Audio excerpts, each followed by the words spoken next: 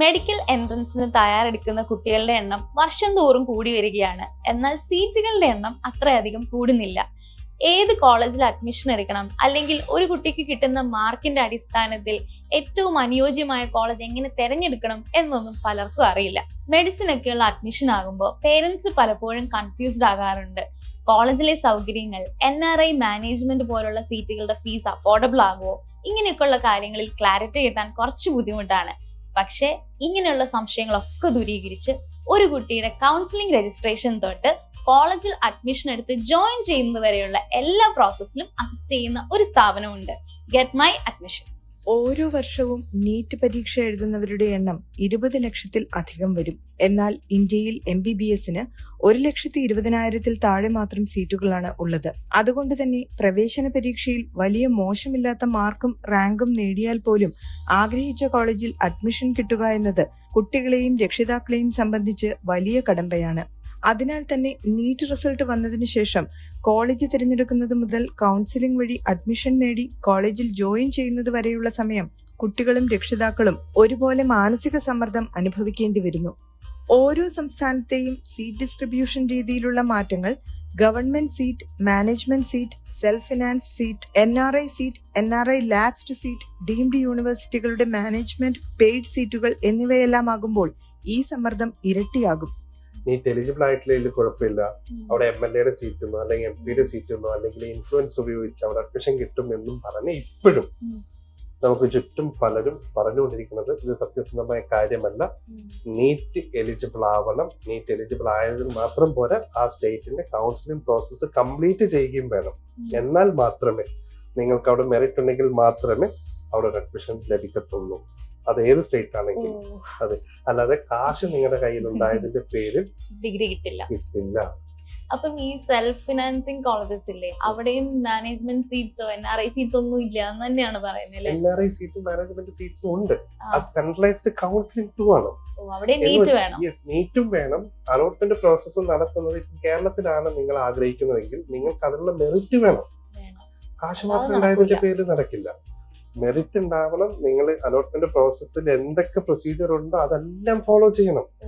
നിങ്ങൾ കാശുണ്ടായതിന്റെ പേരിൽ, നിങ്ങൾ നീറ്റ് എലിജിബിൾ ആയതിന്റെ പേരിൽ നിങ്ങൾക്ക് ആരും ഒരു MBBS സീറ്റ് തരില്ല. അവിടെ കൃത്യമായിട്ടുള്ള ഗൈഡൻസും സപ്പോർട്ടും അസിസ്റ്റൻസും കിട്ടിയാൽ പെട്ടെന്ന് തന്നെ ആ പ്രോസസ്സ് കംപ്ലീറ്റ് ചെയ്യും. കാരണം ഒരു പാരന്റിനെ സംബന്ധിച്ച് അവർ ഒറ്റയ്ക്കാണ് ഇത് ചെയ്യുന്നുണ്ടെങ്കിൽ ഇത്രയും കാര്യങ്ങൾ അവർ ഒറ്റയ്ക്കാണ് ചെയ്യുക. പാരന്റും സ്റ്റുഡന്റും ആണ് ചെയ്യുന്നത്. എന്നാൽ ഗെറ്റ് മൈ അഡ്മിഷൻ ഏൽപ്പിച്ചു കഴിഞ്ഞാൽ ഞങ്ങളുടെ എൻറ്റയർ ടീം 30ഓളം പേര് ചിലപ്പോൾ അവർക്ക് വേണ്ടിയിട്ട്, അപ്പൊ വളരെ ഈസി ആയിരിക്കും. ഓൾ ഇന്ത്യ റാങ്ക് അടിസ്ഥാനമാക്കി ഏതെല്ലാം സംസ്ഥാനങ്ങളിലുള്ള കോളേജുകളിൽ വിദ്യാർത്ഥിക്ക് അഡ്മിഷന് സാധ്യതയുണ്ടെന്ന് കണ്ടെത്തി അതിൽ മികച്ച കോളേജിൽ അഡ്മിഷൻ നേടുന്നതിനുള്ള കൗൺസിലിംഗ് നടപടിക്രമങ്ങൾ വളരെ ശ്രദ്ധയോടുകൂടി പൂർത്തീകരിക്കാൻ ഇവർ നിങ്ങളെ സഹായിക്കും. കോളേജ് തിരഞ്ഞെടുക്കുമ്പോൾ ഗവൺമെന്റ് കോളേജ് എന്നത് മാത്രം മാനദണ്ഡമാക്കരുതെന്നും മറ്റെന്തെല്ലാം കാര്യങ്ങൾ ശ്രദ്ധിക്കണമെന്നും ഈ രംഗത്ത് 20 വർഷമായി പ്രവർത്തിക്കുന്ന സലീം പറയുന്നു. അപ്പം ഒരു കുട്ടി വന്ന് അപ്രോച്ച് ചെയ്ത് കഴിഞ്ഞാൽ അവിടെ തൊട്ട് ആ കുട്ടിക്ക് അഡ്മിഷൻ കിട്ടുന്നിടം വരെ എന്തൊക്കെ സർവീസസ് ആണ് പ്രൊവൈഡ് ചെയ്യുന്നത്? ഒരു കുട്ടി നമ്മുടെ സ്ഥാപനത്തിലോട്ട് വന്നു കഴിഞ്ഞാൽ നമ്മൾ ആദ്യം അറിയേണ്ടത് ആ കുട്ടിയുടെ ഓൾ ഇന്ത്യ റാങ്ക്, നീറ്റിന്റെ സ്കോർ, സ്റ്റേറ്റിലാണെങ്കിൽ സ്റ്റേറ്റിലെ മൈനോറിറ്റി റാങ്ക്, ഇതൊക്കെ നോക്കി മനസ്സിലാക്കി ആ കുട്ടിക്ക് അനുയോജ്യമായിട്ടുള്ള സ്റ്റേറ്റ്, കോളേജ്, അവിടുത്തെ ഫീസ്, ഇതെല്ലാം പാരന്റ്സും കുട്ടികളുമായി ഡിസ്കഷൻ നടത്തി അവർക്ക് അതുമായിട്ട് ബുദ്ധിമുട്ടില്ല എന്ന് തോന്നുന്ന പ്രോസസ്സ് കംപ്ലീറ്റ് ചെയ്ത് അഡ്മിഷൻ കംപ്ലീറ്റ് ചെയ്ത് കൊടുക്കുന്ന പ്രോസസ്സാണ്. അപ്പം ഇപ്പൊ ഫീസിന്റെ കാര്യം പറഞ്ഞല്ലോ, ഇപ്പൊ ഇന്ത്യയിൽ ആക്ച്വലി ഏറ്റവും ഫീസ് കുറഞ്ഞു പഠിക്കാൻ പറ്റുന്ന ഒരു സ്റ്റേറ്റ് ഏതാണ്? രണ്ട് രീതിയിൽ ഇതിന് വ്യാഖ്യാനിക്കാം. ഒന്ന്, ഗവൺമെന്റ് സീറ്റ് ഇന്ത്യയിൽ എല്ലായിടത്തും 20,000 തൊട്ട് 30,000 അകത്താണ് ഗവൺമെന്റ് കോളേജിലെ ഗവൺമെന്റ് ഫീസ് വരുന്നത്, മെറിറ്റിൽ കിട്ടുന്നത്. പിന്നീട് വരുന്ന സീറ്റ് തന്നെ ആ സ്റ്റേറ്റിലെ സെൽഫ് ഫിനാൻസ് കോളേജുകളാണ്, പ്രൈവറ്റ് കോളേജുകൾ. കേരളത്തിലെ പ്രൈവറ്റ് കോളേജിനെ സംബന്ധിച്ച് പറയുകയാണെങ്കിൽ 8 ലക്ഷം തൊട്ട് 9 ലക്ഷം രൂപ വരെയാണ് വാർഷിക ഫീസ് വാങ്ങുന്നത്. ഈ 8 തൊട്ട് 9 ലക്ഷം രൂപ വരെയുള്ള വാർഷിക ഫീസിൽ മറ്റുള്ള ഫീസുകളൊന്നും ആഡ് ചെയ്യുന്നില്ല. ഉദാഹരണത്തിന് അവരുടെ ഹോസ്റ്റൽ ഫീസോ അല്ലെങ്കിൽ മറ്റുള്ള ഫീസുകളുണ്ടല്ലോ, അതൊന്നും ഇതിൽ ഉൾപ്പെടില്ല. ട്യൂഷൻ ഫീസ് മാത്രമാണ് 8 മുതൽ 9 ലക്ഷം രൂപ വരെ ഉള്ളത്. എന്നാൽ ഇന്ത്യയിലെ ഏറ്റവും കുറഞ്ഞ ഫീസ് വാങ്ങുന്ന സ്റ്റേറ്റ് കേരളമാണോ എന്ന് ചോദിച്ചു കഴിഞ്ഞാൽ പരോക്ഷത്തിൽ അങ്ങനെയും പറയാം, അല്ലാതെയും പറയാൻ പറ്റുന്ന കാര്യങ്ങളുണ്ട്. കാരണം എന്ന് വെച്ച് കഴിഞ്ഞാൽ 100% സീറ്റും സ്റ്റേറ്റ് ഗവൺമെന്റ് തന്നെയാണ് ഫില്ല് ചെയ്തുകൊണ്ടിരിക്കുന്നത്. ആ സ്റ്റേറ്റിൽ ഇപ്പൊ ഉദാഹരണത്തിന് ഓൾ ഇന്ത്യ റാങ്ക്, നമ്മുടെ കുട്ടിയുടെ ഓൾ ഇന്ത്യ റാങ്ക് കേരളത്തിൽ ജനിച്ചു വളർന്ന ഒരു കുട്ടിയുടെ ഓൾ ഇന്ത്യ റാങ്ക് 40,000 അല്ലെങ്കിൽ 50,000 ആണെങ്കിൽ ആ കുട്ടിക്ക് ഇന്ത്യയിലെ ഒരു ഗവൺമെന്റ് കോളേജിലും പഠിക്കാനുള്ള സാധ്യതയില്ല. പിന്നെ ആ കുട്ടി അടുത്ത ഓപ്ഷൻ എന്ന് പറയുന്നത് കേരളത്തിലെ സെൽഫ് ഫിനാൻസ് ആണ്. കാരണം ഏറ്റവും കുറഞ്ഞ ഫീസ് നമ്മളല്ലേ വാങ്ങുന്നത്. അപ്പൊ ഇവിടെ 8 തൊട്ട് 9 ലക്ഷം രൂപ വരെയാണ് ഫീസ് വരുന്നത്. എന്നാൽ ഈ കുട്ടി ജനിച്ചതും വളർന്നതും പഠിച്ചതൊക്കെ കർണാടകയിലാണെന്ന് വിചാരിക്കും. അങ്ങനെ വന്നാൽ ആ കുട്ടിക്ക് അവിടെ നേറ്റിവിറ്റി കിട്ടുന്നുണ്ട്. ആ കുട്ടി ഇതേ റാങ്ക് തന്നെയാണ്, 50,000 ഓൾ ഇന്ത്യ റാങ്ക്. എങ്കിൽ ആ കുട്ടിക്ക് 1,54,000 രൂപ മാത്രമേ ഉള്ളൂ അവിടുത്തെ സെൽഫ് ഫിനാൻസ് കോളേജിൽ ഫീസ്. എന്ന് വെച്ചാൽ കേരളത്തിൽ 9 ലക്ഷം രൂപ അല്ലെങ്കിൽ 8 ലക്ഷം രൂപ ഫീസ് കൊടുക്കേണ്ട സ്ഥലത്താണ് കർണാടകയിൽ ജനിച്ച കാരണം ആ കുട്ടിക്ക് 1,54,000 രൂപ ഓൾ ഇന്ത്യ റാങ്ക് 50,000 ആണെങ്കിൽ ഫീസ് ഉള്ളൂ. 3 ലക്ഷം രൂപയുടെ വ്യത്യാസം വന്നിട്ടുണ്ട്. നല്ല ഡിഫറൻസ് ഉണ്ട്. അപ്പൊ ഇങ്ങനെയുള്ള കാര്യങ്ങളൊക്കെ നമുക്ക് ക്ലിയർ ആയിട്ട് പാരന്റ്സിനും സ്റ്റുഡൻസിനും സാധാരണ എല്ലാവർക്കും അറിയണമെന്നില്ല. സാധാരണമായിട്ടും ആളുകൾക്ക് കൺഫ്യൂഷൻ വരാറുള്ള കാര്യങ്ങൾ എന്തൊക്കെയാ മെഡിക്കൽ അഡ്മിഷനെ സംബന്ധിച്ചിടത്തോളം?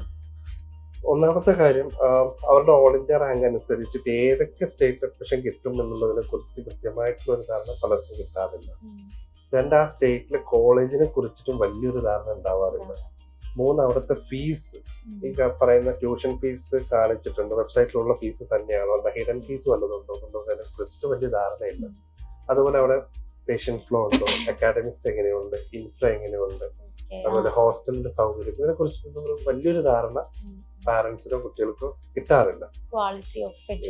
അതെ, അപ്പൊ ഞങ്ങൾക്ക് അതെല്ലാം കൃത്യമായിട്ട് ഇന്ത്യയിലെ ഏത് സ്റ്റേറ്റിലെ കോളേജിനെ കുറിച്ച് ചോദിച്ചാലും കൃത്യമായിട്ടുള്ള ഒരു അവയർനെസ് കൊടുക്കാൻ പറ്റും. അതിനുള്ള ഒരു എക്സ്പേർട്ട് ടീം നമ്മുടെ കൂടെ ഉണ്ട്.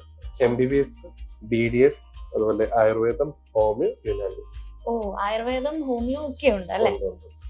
ഡോക്ടർ ആക്കുന്ന വിഷയങ്ങളിലെല്ലാം ഞങ്ങളുടെ ഉയർന്ന റാങ്ക് കരസ്ഥമാക്കിയ കുട്ടികൾക്ക് മാത്രമല്ല, നീറ്റ് പരീക്ഷയിൽ പ്രതീക്ഷിച്ചതുപോലെ പെർഫോം ചെയ്യാൻ സാധിക്കാതിരുന്ന എന്നാൽ മിനിമം എലിജിബിലിറ്റിയുള്ള കുട്ടികൾക്കും പഠിക്കാനുള്ള സാധ്യതയുണ്ടെന്ന് ഇവർ പറയുന്നു. എന്നാൽ ഉയർന്ന വാർഷിക ഫീസ് ആയിരിക്കും ഇവർ അടയ്ക്കേണ്ടി വരിക. മാർക്ക് കുറഞ്ഞു പോയതിന്റെ പേരിൽ അവരുടെ ഡ്രീമോ അല്ലെങ്കിൽ അവരുടെ MBBS എന്ന് പറഞ്ഞ സ്വപ്നമോ എവിടെയും നഷ്ടപ്പെടുന്നില്ല. അതിന് ഒരുപാട് സാധ്യതയുള്ള രാജ്യമാണ് നമ്മുടെ ഇന്ത്യ രാജ്യം. പല സ്റ്റേറ്റുകളിലും പല രീതിയിലുള്ള ഫീസുകളുണ്ട്. ഉദാഹരണത്തിന് DMT യൂണിവേഴ്സിറ്റിയിൽ നല്ല ഒരുപാട് കോളേജുകളിൽ ഉയർന്ന ഫീസാണ്, അവിടെ പഠിക്കാൻ സാധ്യതയുണ്ട്. അതുപോലെ പല സ്റ്റേറ്റുകളിലും NRI പോലുള്ള സീറ്റുകളിൽ അവസരമുണ്ട്, നല്ല കോളേജ്, കാരണം ഫീസ് കൂടുതലാണ്. അതുപോലെ NRIയിൽ ഡോക്യുമെന്റ് ഇല്ലാത്തവർക്ക് പ്രൈവറ്റ് സീറ്റ് എന്നുള്ള രീതിയിൽ കർണാടക പോലുള്ള സ്റ്റേറ്റുകളിലുണ്ട്, ഫീസ് കൂടുതലാണ്. പക്ഷെ ഈ പറയുന്ന സ്വപ്നം നടക്കാതെ ഒന്നും പോകുന്നില്ല, പഠിക്കാനുള്ള സാധ്യത കൂടുതൽ. നീറ്റ് പരീക്ഷയ്ക്ക് രജിസ്റ്റർ ചെയ്യുന്നതിനൊപ്പം തന്നെ അഡ്മിഷന്റെ കാര്യങ്ങളും ശ്രദ്ധിച്ചു തുടങ്ങണമെന്നാണ് ഗെറ്റ് മൈ അഡ്മിഷൻ പറയുന്നത്. എൻട്രൻസിന്റെ റാങ്കിനപ്പുറം നിരവധി കാര്യങ്ങൾ ശ്രദ്ധിക്കേണ്ടതിനാലാണിത്. നീറ്റ് രജിസ്ട്രേഷൻ മുതൽ അഡ്മിഷൻ വരെ ഏതാണ്ട് 7 മാസം നീളുന്ന പ്രോസസ്സാണ്. അപ്പൊ ഒരു കുട്ടി ഏറ്റവും ആപ്റ്റ് ആയ ടൈം നിങ്ങളെ അപ്രോച്ച് ചെയ്യാനായിട്ട് നീറ്റ് എക്സാം എഴുതുന്നതിന് മുമ്പാണെന്ന് പറഞ്ഞല്ലോ. അപ്പൊ ആ കുട്ടി ഇവിടെ വരുമ്പോൾ ആ കുട്ടിക്ക് ഡെഫിനറ്റ്ലി ഒരു ഫീസ് പേ ചെയ്യണമായിരിക്കും, നിങ്ങളുടെ സർവീസ് ഫീസ്. ഇൻ കേസ് ആ കുട്ടിക്ക് എക്സാം എഴുതിയപ്പം ആ ഒരു കട്ട് ഓഫ് മാർക്ക് കിട്ടാൻ സാധിച്ചില്ല, അല്ലെങ്കിൽ ആ കുട്ടി തന്നെ എനിക്കിത് വേണ്ട, എനിക്ക് വേറെ ഫീൽഡ് മതി എന്ന് തീരുമാനിച്ചു, അങ്ങനെയൊക്കെയുള്ള കേസിൽ റീഫണ്ട് കൊടുക്കുവോ?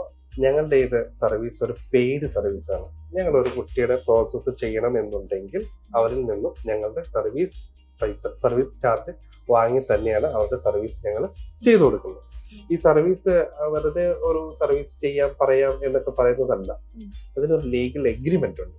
ഈ എഗ്രിമെന്റ് ഞങ്ങൾ സ്റ്റുഡന്റിനും പാരന്റിനും അയച്ചു കൊടുത്ത് അത് വായിച്ചു നോക്കിയതിന് ശേഷം അത് സൈൻ ചെയ്ത് തിരിച്ചെത്തിച്ചതിന് ശേഷം മാത്രമാണ് അവര് നമ്മുടെ പേയ്മെന്റ് തരേണ്ടത്. റിസൾട്ടിന് മുമ്പാണ് ചെയ്യുന്നതെങ്കിൽ 50% ആ സമയത്ത് ചെയ്യും, ബാക്കി വരുന്ന എമൗണ്ട് റിസൾട്ടിന് ശേഷം. ഇതെല്ലാം ഞങ്ങൾ വാങ്ങുന്നത് GSTയോട് കൂടിയിട്ടാണ്.